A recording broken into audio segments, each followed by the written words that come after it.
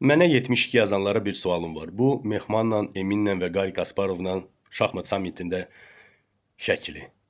Bu isə Qari Kasparovun Qarabağa münasibəti. Ну, для меня это все непросто, потому что все-таки корни моей мамы карабахские.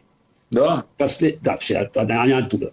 Как бы. Я даже знаю, из каких сел конкретно, в принципе. Бабушка из Гадрута, дедушка из Кемракюча. Я просто знаю эти корни все.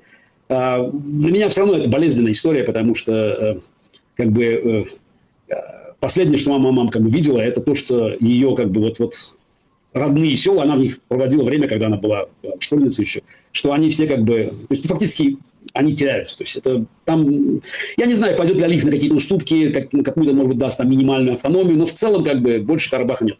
Нету той земли, которая была исконно армянской. Burada Qari Kasparov deyir ki, anası, babası, nənəsi Qadrutludur və o sayır ki, Qarabağ qədimi erməni torpaqlarıdır və inanmır ki, onlara avtonomiya verilsin. Sizin düşüncələriniz, nə fikirləşirsiniz bu barədə? Var olun.